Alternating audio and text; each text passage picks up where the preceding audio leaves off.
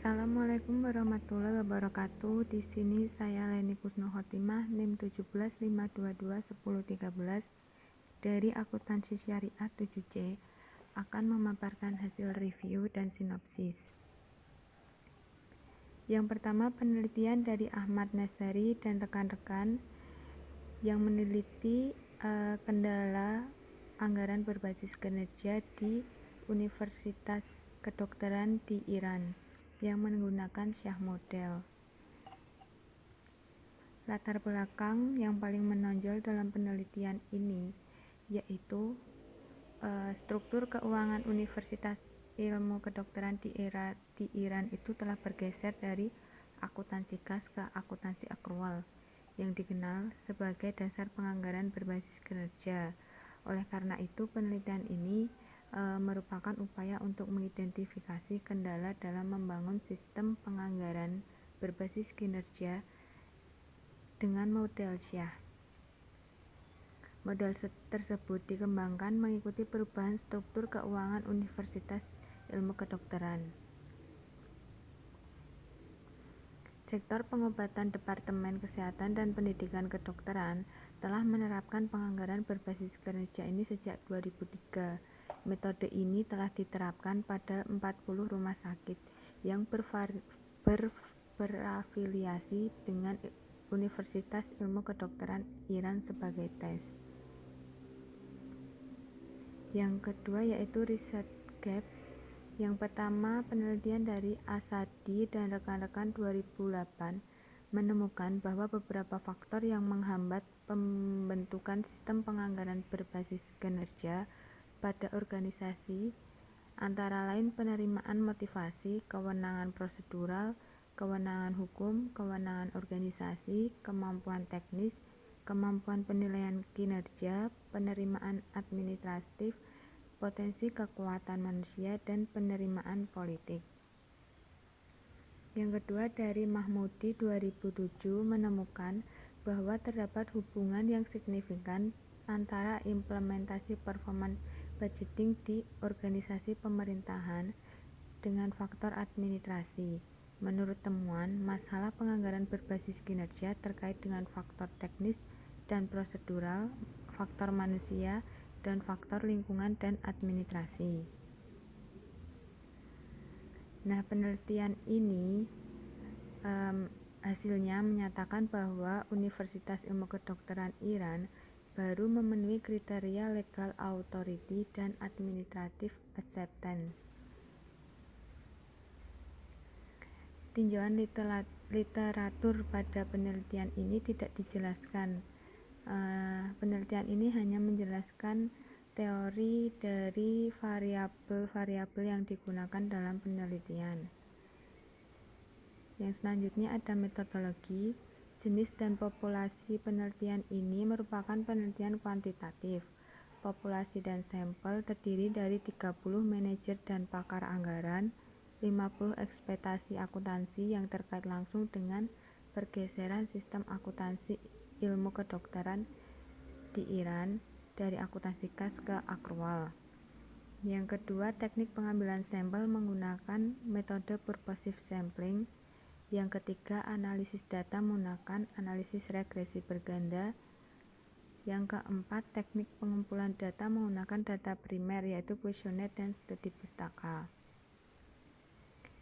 Yang kedua, penelitian dari Hafilah Kiasati Sabrina dan Sugih Sutrisno Putra 2020 dengan judul Pengaruh Ability, Legitimasi, dan Acceptance terhadap Efektivitas Penerapan Anggaran Berbasis Kinerja periode anggaran 2017-2018, studi kasus di Satuan Kerja Perangkat Daerah Kota Bandung.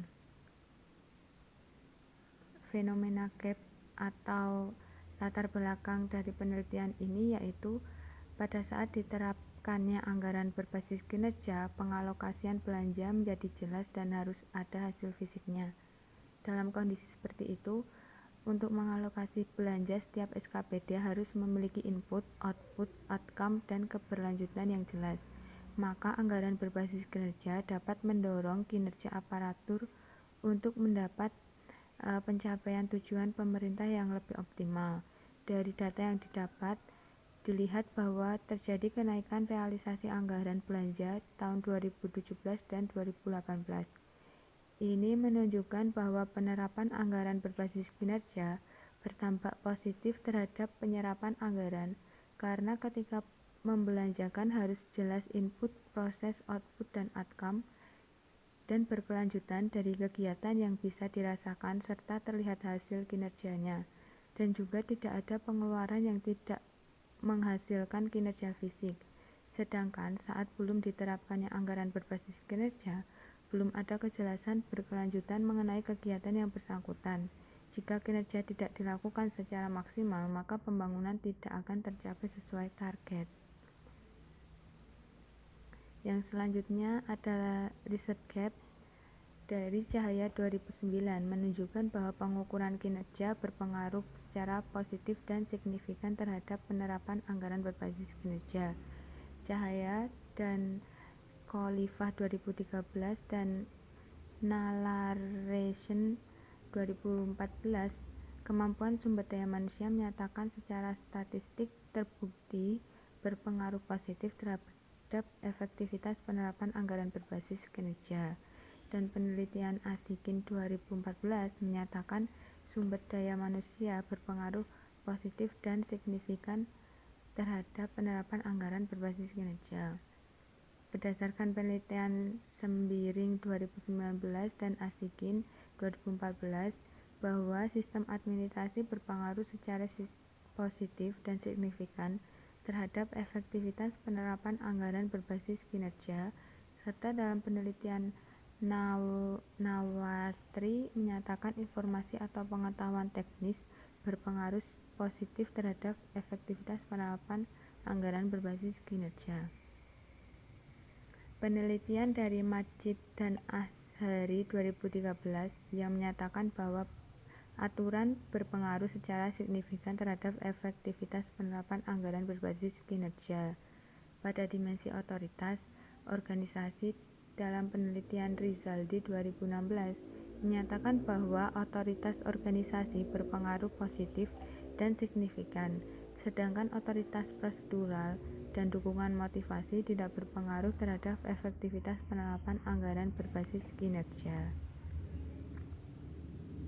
Hasil dari penelitian ini menunjukkan bahwa ability dan legitimasi secara parsial berpengaruh positif dan signifikan, sedangkan acceptance secara parsial tidak berpengaruh positif dan signifikan terhadap efektivitas penerapan anggaran berbasis kinerja. Namun secara simultan, ability, legitimasi, dan acceptance berpengaruh positif dan signifikan terhadap efektivitas penerapan anggaran berbasis kinerja. Dalam penelitian ini tidak dijelaskan penelitian ini menggunakan teori apa, namun hanya dijelaskan teori-teori dari variabel-variabel yang digunakan di penelitian ini. Metode penelitian, jenis penelitian, dan populasi penelitian. Penelitian ini menggunakan penelitian kuantitatif dengan populasi 30 SKPD di Bandung dengan menggunakan 50 kuesioner. Teknik pengambilan sampel menggunakan metode purposive sampling. Teknik analisis menggunakan analisis regresi berganda. Teknik pengumpulan data menggunakan data primer yaitu kuesioner. Yang terakhir yaitu penelitian dari Akram dan Animah 2017 yang meneliti mengenai anggaran berbasis kinerja, sumber daya manusia, dan kualitas anggaran SKPD. Latar belakang dari penelitian ini yaitu laporan hasil kinerja pemerintah Kabupaten Sumbawa tahun 2015 menunjukkan bahwa ada 40% indikator kinerja atau sebanyak 139 dari 341 indikator yang diukur dengan realisasi capaian kinerja kurang dari 85%. Sementara realisasi keuangan mencapai 88,51%. Masih banyak indikator dengan pencapaian kinerja kurang dari 85%, menunjukkan anggaran yang disusun oleh pemerintah Sumbawa masih belum menggunakan data yang akurat, sehingga terdapat ketidaksinkronan antara capaian anggaran dengan capaian indikator kinerja. Permasalahan yang kerap terjadi terkait anggaran yaitu penganggaran belanja yang belum optimal, sehingga terdampak pada penyerapan APBD yang tidak maksimal dan cenderung terjadi penyerapan pada akhir tahun, menurut Elias 2015. Pada tahun 2015, meskipun secara umum kinerja belanja Sumbawa meningkat 15% dibandingkan 2014, tetapi masih ada 2 SKPD tingkat penyerapan belanjanya di bawah 60%, yang berakibat pada program dan kegiatan yang telah direncanakan tidak bisa dilaksanakan sepenuhnya. Yang selanjutnya yaitu riset gap dari Rahayu dan rekan-rekan 2007. Hasil penelitiannya menyatakan bahwa aparatur yang terlibat langsung dalam proses penyusunan anggaran tidak mengerti dan tidak memahami tentang proses penyusunan anggaran saat ini, sehingga dalam penyusunan belum memperhatikan indikator kinerja dan keluaran dan hasil yang diinginkan dicapai dari suatu program. Akibatnya dapat menurunkan efisiensi dan pelayanan pemerintah serta menurunkan kepercayaan diri warga terhadap pemerintah. Yang selanjutnya dari Cipta 2011 menyatakan bahwa kualitas SDM merupakan salah satu unsur penting dan kapasitas administrasi publik. Penelitian ini dilakukan oleh Lisnawati dan Dita 2013 membuktikan bahwa sumber daya manusia mempengaruhi kualitas anggaran pemerintah. Dan Roshid 2012 menyatakan kapasitas SDM mempunyai pengaruh yang dominan terhadap sinkronisasi rencana kerja pemerintah daerah dan APBD. Oleh karena itu, SDM yang berkualitas diharapkan dapat menghasilkan anggaran yang lebih berkualitas. Hasil dari penelitian ini menyatakan bahwa penerapan anggaran berbasis kinerja berpengaruh terhadap kualitas SKPD, kualitas sumber daya manusia berpengaruh terhadap kualitas anggaran SKPD. Tinjauan literatur yang digunakan yang pertama yaitu agensi teori. Agensi teori di penelitian ini jika dilihat dari sudut pandang pemerintah, masalah keagenan muncul ketika eksekutif cenderung memaksimalkan kepentingan pribadi yang dimulai dari proses penganggaran, pembuatan keputusan, sampai dengan menyajikan laporan keuangan yang sewajar-wajarnya untuk memperlihatkan bahwa kinerjanya telah baik, dan untuk mengamankan posisi di mata legislatif dan rakyat. Yang kedua, goal setting teori, yaitu bahwa seseorang memahami tujuan akan mempengaruhi perilaku kerjanya, sehingga pemahaman yang baik terhadap tujuan yang tercantum di dalam anggaran akan mempengaruhi kualitas hasil pekerjaannya. Metodologi dalam penelitian ini merupakan penelitian kuantitatif, populasi dan sampel. SKPD yang menyusun anggaran di Kabupaten Sumbawa berjumlah 55 SKPD. Teknik pengambilan sampel yaitu menggunakan metode purposive sampling. Teknik analisis menggunakan PLS. Teknik pengumpulan data menggunakan data primer. Yang selanjutnya sinopsis. Sinopsis ini berjudul pengaruh ability, legitimasi, dan acceptance terhadap efektivitas penerapan penganggaran berbasis kinerja. Studi kasus Satuan Kerja Kantor Pelayanan Perbendaharaan Negara Klaten.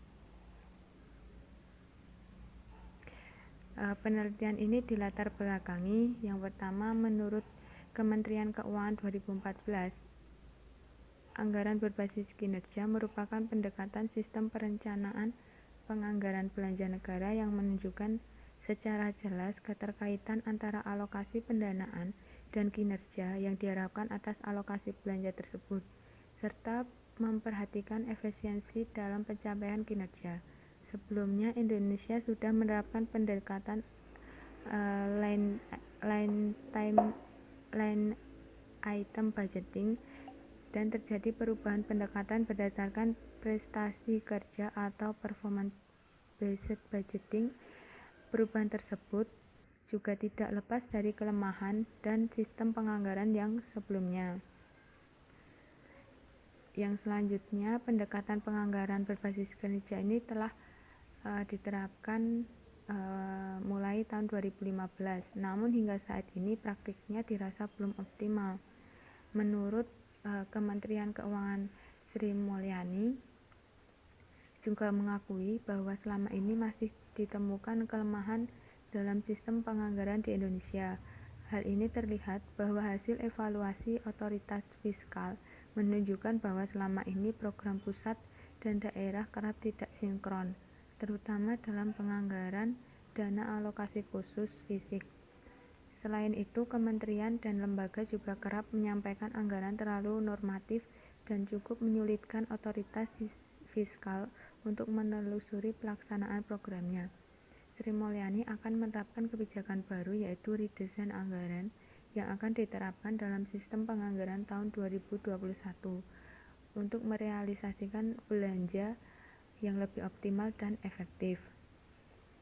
Humas KPPN Klaten, Bapak Hari Sutrasno, menyampaikan bahwa terdapat beberapa tujuan dari redesain sistem penganggaran, antara lain agar perencanaan dan penganggaran menjadi lebih tepat sasaran, fleksibel sebagai upaya untuk penerapan anggaran berbasis kinerja, serta sebagai upaya familiarisasi atas dokumen anggaran kepada publik sebagai bagian dari peningkatan akuntansi publik.